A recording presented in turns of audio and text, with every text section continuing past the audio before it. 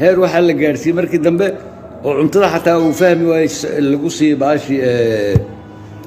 perfusion lagu siiyey baasha faleeba loo yaqaan lagu siiyey halkaasuu ku tegaasna yaa xigay ma garan Ariel Sharon ayaa xigay ninkii Yahuudda ahaa koomaha ku dhamaaday aakhirkiisii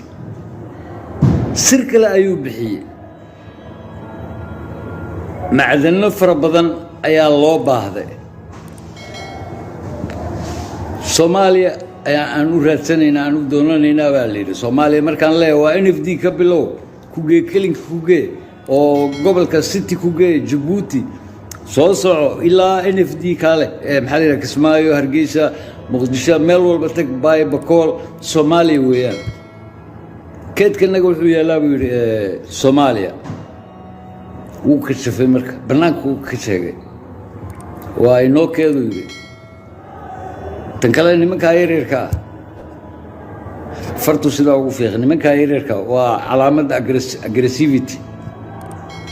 asna maalinkaabaa maaragtay koomo ayuu galay marka sidaas ayay wax walba maaragtay qofkii bannaanka soo dhiga maxaa marka sirtaan loo diidan yahay in dibadda loo soo saaro waxaad ogaanaysaa boqortooyadii shalay aad ahayd aad ogaanaysaa oo iminkana aad noqon kartid maxaan ku noqon karnaa marka boqortooyo dunidoo dhan maamusha ayaan ahayn dunida annaga inoo soo doonata waxyaabaha daruuriyaadka iyo wax waliba waxaan ka hadlayaa nabiyullaahi ciise ka hor innagaa ahayn waxa dunida maamulaya super powerska ayaan ka mid ahayn waayo faraacinadii super powerska ayay ka mid ahaayeen asalkooduna Soomaali weeyaan diidin hadafirin waa taariikh waxa kan aan ka sheekaynayo ma ahan maaragtay malawaal iyo marin habaabin badan baa socota marka taariikhda dhabta ah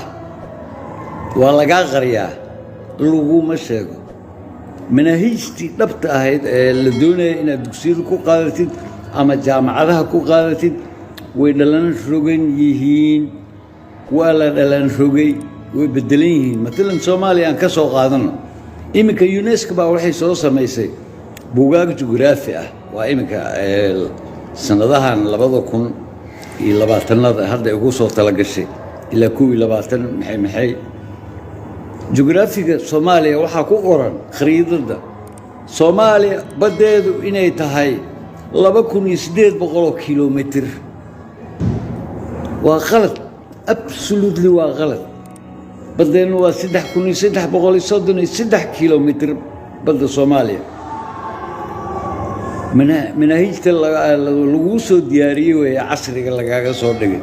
hadhow maxaa laga dhaadhicin rabaa generationada dambe ayaa la rabaa jiilasha dambe ee yaryarka in la yiraahdo waxaas idinka ma lihidiin iska daaya